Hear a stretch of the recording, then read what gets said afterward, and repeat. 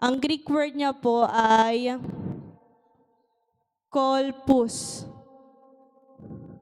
So, ang ibig sabihin po ng kolpus sa explanation ng Greek, ito po ay front of the body between the arms. So,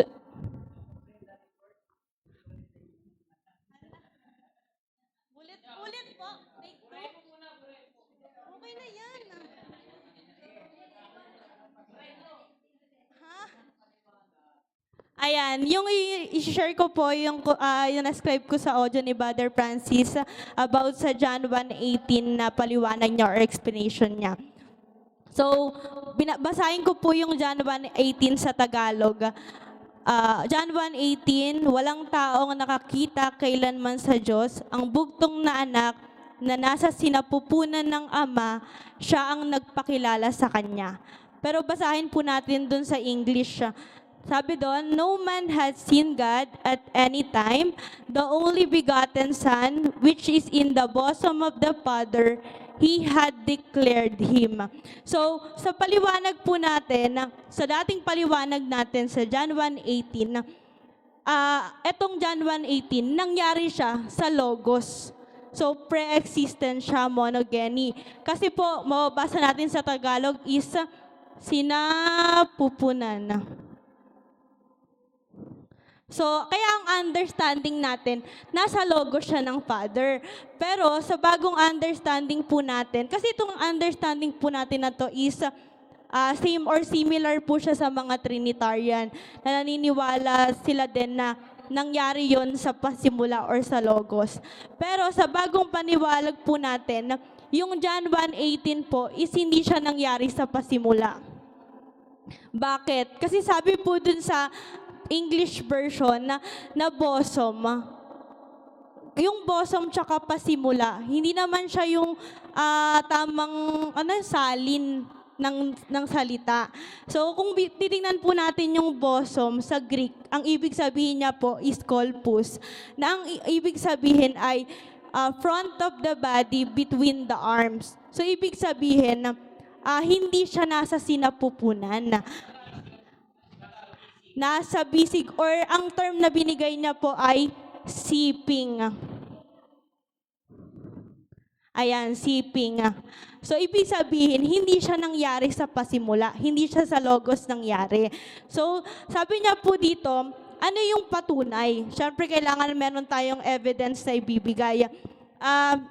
Bago po yun, yung siping na to is tinay po siya ni Brother Francis sa opposition na ginagawa natin sa hukom.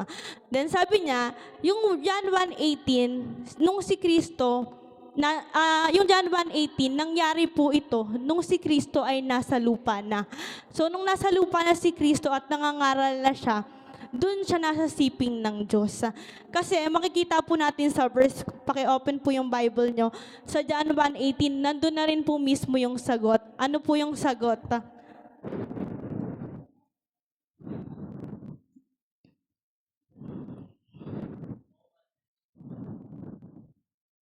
He had declared Him.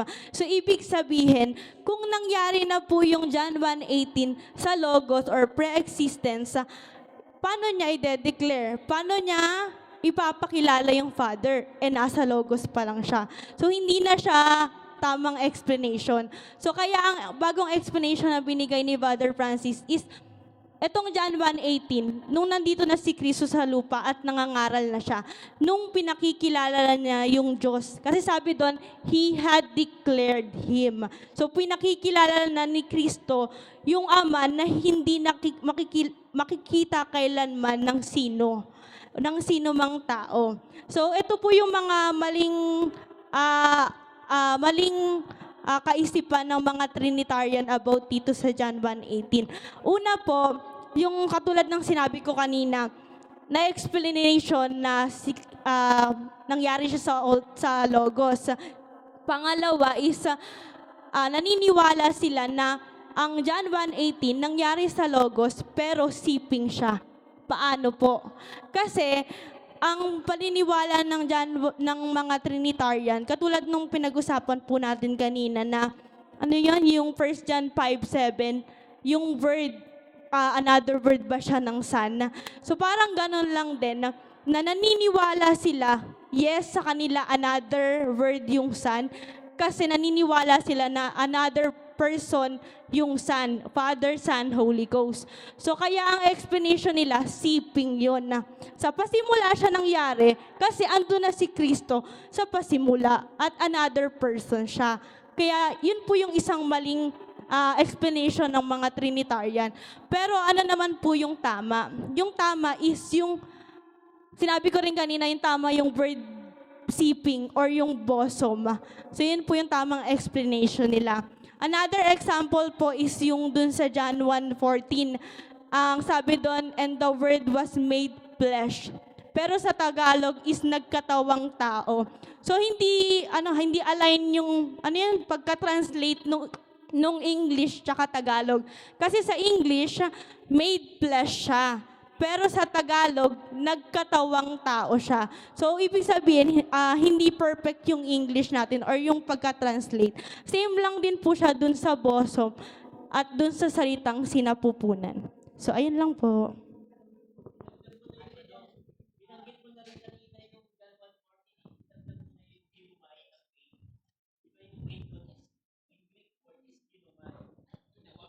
Alin Ayun yung ginawa. alin yung hindi perfect o align yung translation, yung English o yung Tagalog? Yung Tagalog po, kasi sinapupunan eh. Oo. Ay, oo, English mali kasi pala. inano mo kasi, oo. Ang Tagalog ay kumuha lang sa English. Kumbaga, translate yung Opo. English into Tagalog. Opo. So, mali yung pag Translate. translate ng Tagalog. Opo. Oo. Okay. Okay. Yun Yun lang lang. po. Malayo lang yung pagka-translate niya. Yun lang po.